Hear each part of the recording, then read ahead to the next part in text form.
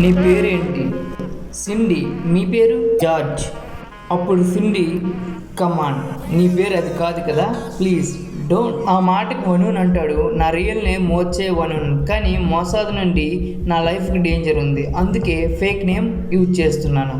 అప్పుడు సిండి అంటుంది, మోసాద్ ఎవరు? ఎందుకు మీ లైఫ్కి డేంజర్? ఏమైంది? ఎనీ ప్రాబ్లమా? అప్పుడు వనూన్, నేను ఇజ్రాయెల్ నుండి పారిపోయి లండన్కి వచ్చాను.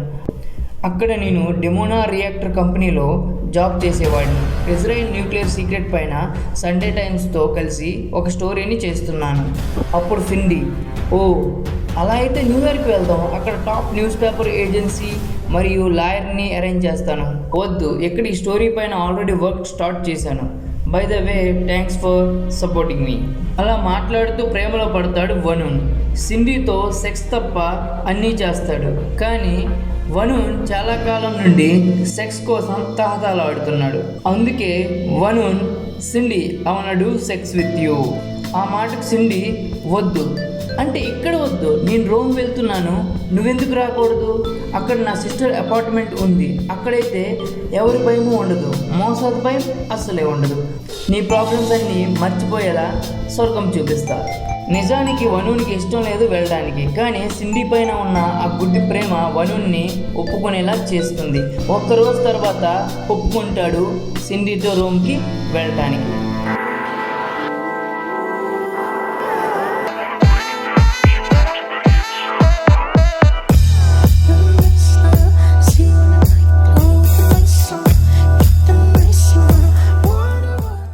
రోమ్కి వెళ్ళగానే సిండి సిస్టర్ డోర్స్ ఓపెన్ చేస్తుంది. అలా వనూన్ ఇంట్లోకి వెళ్ళగానే పెద్ద శబ్దంతో డోర్స్ క్లోజ్ అయిపోతాయి. అసలు ఏమైంది ఆ రోజు? వనూన్ ఎవరు? ఎందుకు ఇజ్రాయెల్ నుంచి పారిపోయి లండన్కి వస్తాడు? ఈ అందమైన అమ్మాయిని ఎలా కలుస్తాడు? అసలు ఈ అమ్మాయి ఎవరు? తన అసలు పేరు ఏంటి? తెలుసుకుందాం ఈరోజు యాక్షన్ స్టోరీస్ ఎపిసోడ్ 3లో.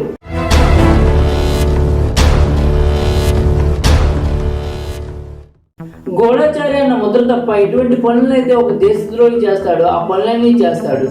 అలా కొన్ని సంవత్సరాల నుండి చేస్తూ ఉంటాడు వనూన్. మోర్చే వనూన్ పేరు గల వ్యక్తికి ఇజ్రాయెల్లో top most highly secure nuclear facility అయిన Dimona atom reactor government owned కంపెనీలో జాబ్ వస్తుంది. కానీ ఆ జాబ్ ఎలా వచ్చిందో ఎవరికి అర్థం కాదు.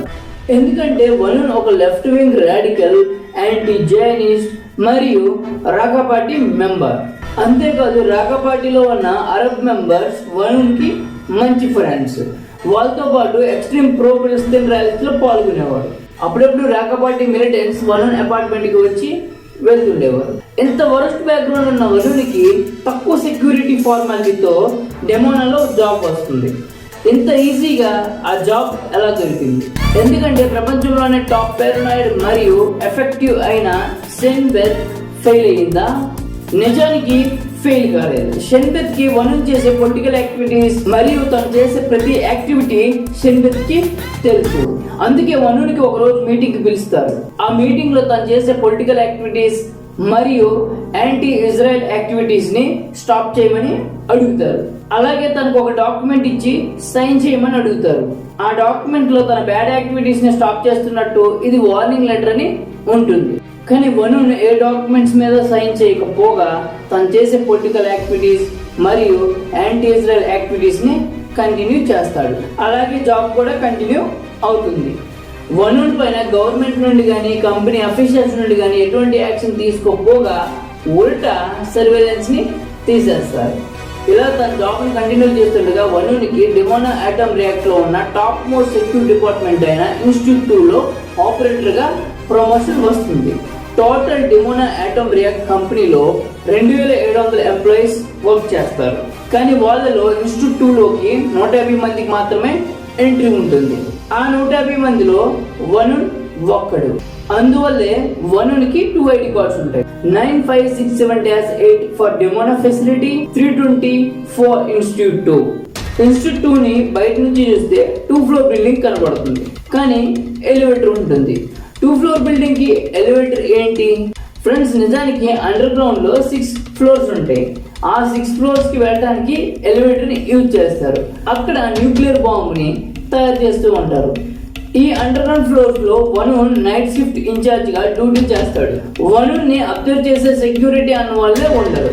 అందుకే వనున్ ఒక టెక్నీషియన్ ఇన్ఛార్జ్ కావడంతో తను వర్క్ చేస్తున్న ఫ్లోర్ నుండి మిగతా ఫ్లోర్స్ కూడా వెళ్ళి అబ్జర్వ్ చేసేవాడు ప్లూటోనియం, యురేనియం సప్లై చైన్. అలాగే ఒకరోజు వనున్ కెమెరాని బ్యాగ్ లో పెట్టి సెక్యూరిటీకి దొరకకుండా ఇన్స్టిట్యూట్ 2 లోకి తీసుకెళ్లడంలో సక్సెస్ అవుతాడు. ఒక ఆఫీస్ నుంచి ఇంకొక ఆఫీస్ కి వెళ్ళడం, ఇంకొక ఆఫీస్ నుంచి ఇంకొక ఆఫీస్ కి వెళ్ళడం, అక్కడున్న డాక్యుమెంట్స్, ఎక్విప్మెంట్స్, ల్యాబ్స్ ని ఫోటోలు తీయడం, స్కెచెస్ గీయడం, ప్లాన్స్ ని వీడియోస్ తీయడం, ఇలా సంవత్సరాల కొద్ది చేస్తూ ఉంటాడు. ఎవరికి వనున్ పైన అనుమానం రాదు. అంతేకాదు తన ఆఫీసర్ ఒక రిపోర్ట్ లో వనున్ ని చాలా సైలెంట్ మనిషి, వర్క్ విషయంలో సీరియస్ మనిషి మరియు ఇంటెలిజెంట్ టెక్నీషియన్ అని మెన్షన్ చేస్తాడు.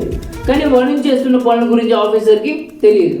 9 సంవత్సరాలు పనిచేసిన వనున్ ని 1985 లో జాబ్ నుండి తీసేస్తారు. కానీ వనున్ ని తీసేయడానికి కారణం తను చేసే పొలిటికల్ యాక్టివిటీస్ మరియు యాంటీ ఇజ్రాయెల్ యాక్టివిటీస్ కాదు. డిమోనా రియాక్టర్ కంపెనీకి బడ్జెట్ తక్కువ కావడంతో చాలా మంది ఎంప్లాయీస్ ని తీసేస్తారు. అందులో వనున్ ఒకడు. అప్పుడు వనున్కి 150% సెవరెన్స్ ప్యాకేజ్ మరియు 8 months శాలరీని కూడా ఇస్తారు. ఇంత ఇచ్చిన వనున్ కోపం జాబ్ లో నుండి తీసేశారు. 31 సంవత్సరాలు వనున్ జాబ్ పోవడంతో అబ్రాడ్ లాంగ్ ట్రిప్ కి వెళ్ళాలని డిసైడ్ అవుతాడు. అలాగే మరి రిటర్న్ ఇజ్రాయెల్ రాకూడదని కూడా డిసైడ్ అవుతాడు. మొదటిగా గ్రీస్, రష్యా, థాయిలాండ్, చివరికి 1986 లో ఆస్ట్రేలియా వెళ్ళి అక్కడ ఒక చర్చిలో ఉన్న ప్రీస్ట్ పేరు జాన్ మెక్నైట్ దగ్గర క్రిస్టియానిటీలోకి కన్వర్ట్ అవుతాడు. అలాగే పేరు జాన్ క్రాస్మ్యాన్ గా మార్చుకుంటాడు. అలా కొత్తగా పేరు మార్చుకున్న వనున్ ఒక్క రోజు తప్పకుండా చర్చికి వెళ్ళేవాడు. అక్కడ జరిగే సోషల్ మీటింగ్ లో వాళ్ళని ఇంప్రెస్ చేయడానికి వనున్ తన డిమోనాలో చేసిన పని గురించి చెప్పడం, అలాగే తన 9 సంవత్సరాల్లో తీసిన ఫొటోస్, వీడియోస్, స్కెచెస్ గురించి చెప్పడం, ఇజ్రాయెల్ ప్రపంచానికి తెలియకుండా న్యూక్లియర్ బాంబు తయారు చేస్తుందని చెప్పేవాడు. కానీ అక్కడ వాళ్ళకి అర్థమయ్యేది కాదు వనున్ ఏం మాట్లాడుతున్నాడని. ఆ జనాల మధ్య ఉన్న ఒక మనిషి మాత్రం పేరు ఆస్కర్ జిరావ్ ఇంట్రెస్ట్ గా వినేవాడు. ఇతను ఒక కొలంబియన్ ఒకేషనల్ జర్నలిస్ట్. ఆస్కర్ వనున్ దగ్గర ఉన్న ఫొటోస్, వీడియోస్ చూసిన తర్వాత వనున్ కి ఆఫర్ ఇస్తాడు. నీకు ఎంత డబ్బు కావాలంటే అంత ఇస్తాను, నువ్వు జీవితంలో ఏ పని చేయాల్సిన పని లేదు, అంత డబ్బు ఇస్తాను. వనున్ ఆస్కర్లు కలిసి సిడ్నీలో ఉన్న ఒక ఫోటో ల్యాబ్ కి వెళ్తారు. అక్కడ ఒక ఫోటో కాపీస్ ని తీస్తారు. ఆస్కర్ ఆ ఫొటోస్ ని American magazines, Australian televisions, different magazines కి సెర్చ్ చేయడానికి ట్రై చేస్తాడు. కానీ ఎవరు కొనడానికి ముందుకు రాదు. ఆస్కర్ స్పెయిన్ టు లండన్ వెళ్తాడు ఈ ఫొటోస్ ని పట్టుకొని. ఫైనల్ గా లండన్ లో ఉన్న the Sunday times news paper photos drawing కొనడానికి ముందుకు వస్తుంది. సండే టైమ్స్ ఈ ఫొటోస్ ని డాక్యుమెంట్ ని ఎగ్జామిన్ చేస్తుంది. ఈ మధ్య సమయంలో లండన్ లో ఉన్న ఒక ఇజ్రాయెల్ జర్నల్ ఇన్స్టిట్యూట్ లో పడుతుంది. ఇలా ఒక Dimona nuclear technician Israel top secret documents ని సెల్ చేస్తున్నట్టు. వెంటనే తెల్ అవీవ్ లో వచ్చే డైలీ న్యూస్ పేపర్ లో ఒక ఆర్టికల్ ని పబ్లిష్ చేస్తారు. ఈ న్యూస్ చూసిన Israel government, Dimona officials, Israel secret service అయిన షెన్బెర్ షాక్ అవుతారు. ఇలా ఒక ఫార్మర్ ఇన్స్టిట్యూట్ 2 ఆపరేటర్ చేతికి డాక్యుమెంట్స్ వెళ్ళాయని. ఒక రకంగా ఇజ్రాయెల్ ఇంటెలిజెన్స్ సర్వీస్ అయిన మోసాద్ ఫెయిల్ అయింది. ఈ న్యూస్ ఎప్పుడైతే ప్రైమ్ మినిస్టర్ టేబుల్ మీదకి వెళ్తుందో అప్పటి ప్రైమ్ మినిస్టర్ అయిన సైమన్ పెరాస్ వెంటనే మీటింగ్ పెట్టి వనున్ ని ఇజ్రాయెల్ తీసుకురావాలని డిసైడ్ చేస్తారు. కానీ కొంతమంది వనున్ ని చంపేయాలని అంటారు. ఆ మాటకి ప్రైమ్ మినిస్టర్ సైమన్ పెరాస్ ఒప్పుకోడు. వెంటనే ఫోన్ చేసి అప్పటి మోసాద్ చీఫ్ అయిన నెహోమ్ ఎడ్మోనీకి ఒక మాట అంటాడు. నువ్వేం చేస్తావో తెలియదు, వనున్ ని ఇజ్రాయెల్ తీసుకుని రావాలని కాల్ కట్ చేస్తాడు prime minister Simon Peres. Mossad chief అయిన ఎడ్మోని వెంటనే ఆపరేషన్ టీమ్ అయిన కిడోన్ ని ఆస్ట్రేలియాకి సెండ్ చేస్తాడు. ఫ్రెండ్స్, కిడోన్ టీమ్ అంటే వీళ్ళకి ఒకే పని, ప్రపంచంలో ఉన్న ఇజ్రాయెల్ ఎనిమీస్ ని వెంటాడి చంపడం. కానీ ఇక్కడ ఒక ప్రాబ్లం వస్తుంది. కిడోన్ టీమ్ ల్యాండ్ అయ్యే లోపే సండే టైమ్ ఎడిటర్ తో వనున్ ఆస్ట్రేలియా నుండి లండన్ కి ఫ్లై అవుతాడు. అక్కడ సండే టైమ్ సీనియర్ ఎడిటర్స్ వనున్ ని ఇంట్రోగేషన్ చేస్తారు. వనున్ డిమోనా రియాక్టర్ గురించి తెలిసిన అన్ని విషయాలు చెప్తాడు. అది విన్న సండే టైమ్స్ కి స్టోరీలో పొటెన్షియల్ కనబడుతుంది. అందుకే వనున్ కి రకరకాల ఆఫర్లని ఇస్తారు. Money, movie offer, 25% book deal, 40% distribution rights ని ఆఫర్ చేస్తారు. కానీ సండే టైమ్స్ వనున్ కి ఒక్క ఆఫర్ ఇవ్వడం మర్చిపోతుంది. దేనికోసం అయితే వనున్ కొన్ని సంవత్సరాల నుండి తహతలాడుతున్నాడు అదే అమ్మాయి. వనున్ కి అమ్మాయి అన్న, సెక్స్ అన్న పిచ్చి. సండే టైమ్స్ లో ఉన్న ఇన్సైట్ స్టాఫ్ మెంబర్ అయిన రొవీనా వెబ్స్టర్ ఒంటరిగా ఉన్నప్పుడు వరుణ్ తనని సెక్స్ కోసం కన్విన్స్ చేయడానికి ట్రై చేసేవాడు, కానీ తను ఒప్పుకునేది కాదు. ఇలా సండే టైమ్స్ ఇచ్చిన ఆఫర్స్ తో ఎంజాయ్ చేస్తాడు వరుణ్.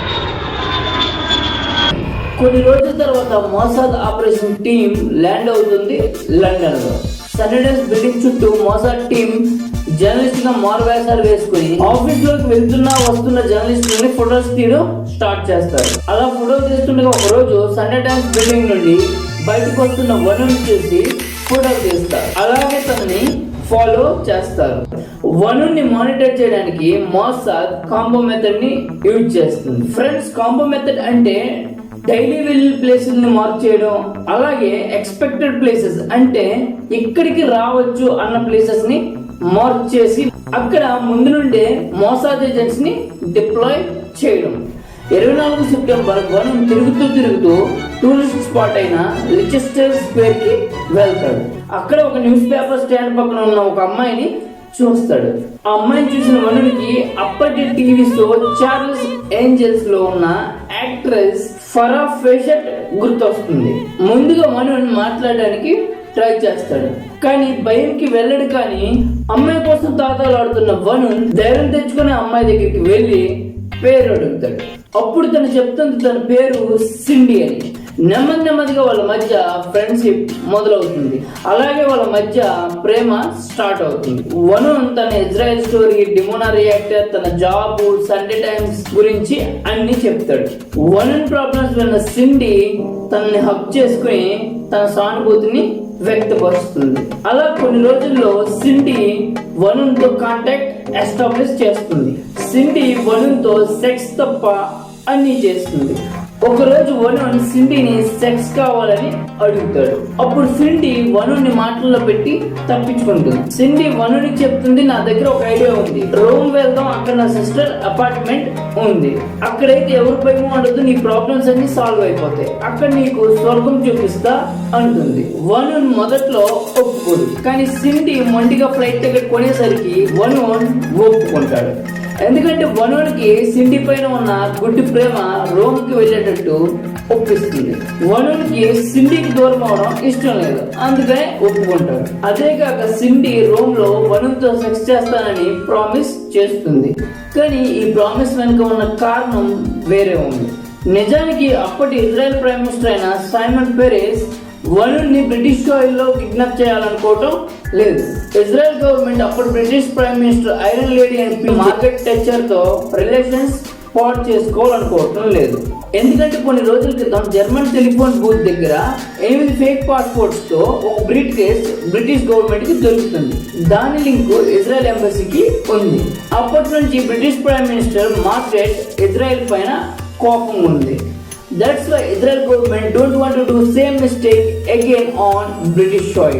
అలా మోసాద్ ప్రామిస్ చేస్తుంది బ్రిటిష్ గవర్నమెంట్.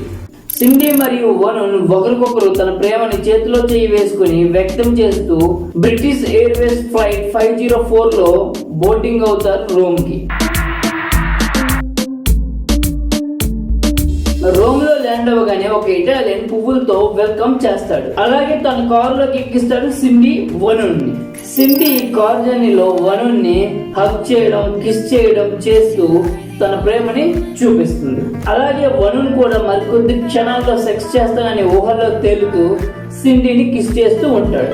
అలా ఒకరికొకరు ప్రేమని చూపిస్తూ ఉంటారు.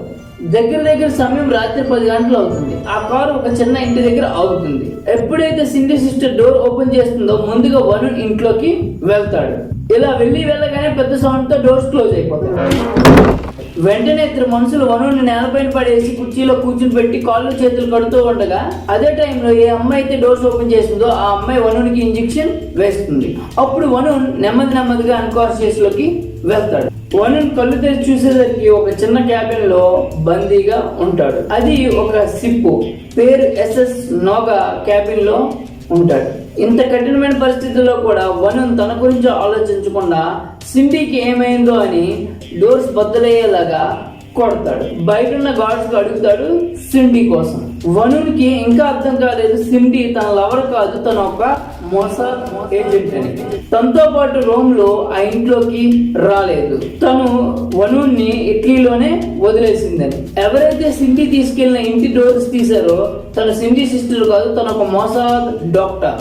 అందుకే ఎవ్రీ 2 hours ఇంజెక్ట్ చేస్తుంది వనున్కి. ఆ డోర్స్ క్లోజ్ అవుతూనే సింధీ తన లైఫ్ లో నుంచి వెళ్ళిపోయింది. Actually Sindhi real name Sheryl bento.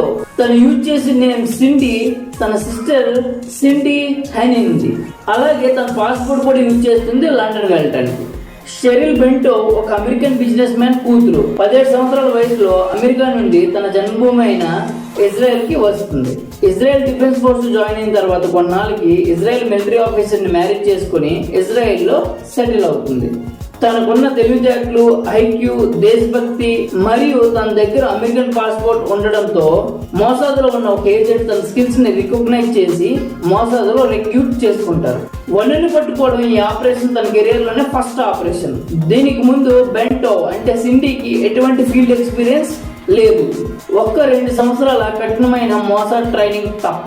వనుని Mossad update చేసిన 40 రోజుల వరకు ప్రపంచానికి తెలియదు వనున్ ఎక్కడున్నాడు, అసలు ఉన్నాడా లేడా అని. కొన్ని రోజుల తర్వాత బ్రిటిష్ పేపర్ అయిన సండే టైమ్స్ వనున్ ఇచ్చిన స్మాల్ అమౌంట్ ఆఫ్ ఇన్ఫర్మేషన్ ని పబ్లిష్ చేస్తుంది. ఇలా ఇజ్రాయెల్ న్యూక్లియర్ బాంబ్ తయారు చేస్తుందని. మిడ్ నవంబర్ లో వనున్ మీద దేశద్రోహి, ఎస్పియనాజ్ మరియు ట్రేజన్ యాక్ట్ కింద ఇజ్రాయెల్ కోర్టు 18 సంవత్సరాలు జైలు శిక్ష వేస్తుంది. పోలీసులు కోర్టు నుంచి జైలుకి, జైలు నుంచి కోర్టుకి తీసుకెళ్ళినప్పుడు మీడియా ముందుకు వచ్చి ఫోటో కోసం పోజ్ ఇచ్చేవాడు వనున్. అలా ఒక రోజు కోర్టుకు వచ్చినప్పుడు తన చేతి మీద ఇలా రాశాడు: Vanunu was hijacked in Rome, date 30/9/1986, 9 PM, came to Rome by flight, British Airways 504. అప్పుడు మీడియా కార్గ్లాస్ నుండి ఫోటోస్ తీసి వనునికి ఫేవర్ గా న్యూస్ పబ్లిష్ చేస్తారు. వనున్ జైలు నుంచి రిలీజ్ అయిన తర్వాత ఇజ్రాయెల్ క్యాపిటల్ జెరూసలంలో ఉంటాడు. కాకపోతే ఎప్పుడు పడితే అప్పుడు డెమోనా ఫెసిలిటీ కోసం మీడియాకి ఇంటర్వ్యూ ఇవ్వటం వల్ల షార్ట్ టర్మ్ జైలుకి వెళ్తూ వస్తుండేవాడు. లండన్ న్యూస్ పేపర్ అయిన సండే టైమ్స్ ప్రాపర్ రీసెర్చ్ చేసి వనున్ ఇచ్చిన ఇన్ఫర్మేషన్ కలిపి 5 October 1986 ఇజ్రాయెల్ డెమోనా అటామిక్ రియాక్టర్ అన్ని సీక్రెట్స్ ని ఫ్రంట్ పేజ్ లో రిలీజ్ చేస్తుంది. ప్రపంచమంతా దీనికోసమే మాట్లాడుతుంది. మీడియాలో డిబేట్లు జరుగుతాయి, కానీ ఇజ్రాయెల్ న్యూక్లియర్ బాంబ్ తయారీ మాత్రం ఆపలేకపోతారు. ఇజ్రాయెల్ రివర్స్ లో ఇరాన్, ఇరాక్ మరియు సిరియాలో జరుగుతున్న న్యూక్లియర్ టెస్ట్ ని డిస్ట్రాయ్ చేస్తుంది, అంటే నాశనం చేస్తుంది. ఇకపోతే ఈ స్టోరీలో హీరో షెరిల్ బెంటో వనుని అబ్డక్ట్ చేసిన తర్వాత ఫేమస్ అవుతుంది, కానీ మోసాద్ నుండి రిజైన్ చేస్తుంది. ఇప్పుడు తన హస్బెండ్ తో రియల్ ఎస్టేట్ బిజినెస్ చేస్తూ ఫ్లోరిడా అంటే అమెరికాలో ఉంది. ఇకపోతే వనుతో ఉన్న తన అఫైర్ ని ఇటలీలోనే బర్న్ చేస్తుంది ఒక మోసాద్ ఏజెంట్ గా. ఓకే ఫ్రెండ్స్, మీకు ఈ వీడియో నచ్చినట్లయితే లైక్, షేర్ చేయండి. అలాగే నా వీడియోలో ఏమైనా ఇంప్రూవ్మెంట్స్ చేయాలి అంటే కామెంట్ చేసి చెప్పండి. ఛానల్ కి సబ్స్క్రైబ్ చేయడం మర్చిపోకండి. అలాగే పక్కన ఉన్న బెల్ నోటిఫికేషన్ ని ఆన్ చేయండి, ఎందుకంటే నేను నెక్స్ట్ వీడియో పెట్టినప్పుడు మీకే ముందుగా నోటిఫికేషన్ వస్తుంది. ఓకే ఫ్రెండ్స్, మళ్ళీ మంచి ఇంట్రెస్టింగ్ యాస్మినా స్టోరీతో ఎపిసోడ్ 4 లో కలుద్దాం. అంటిల్ దెన్, జై హింద్, జై భారత్.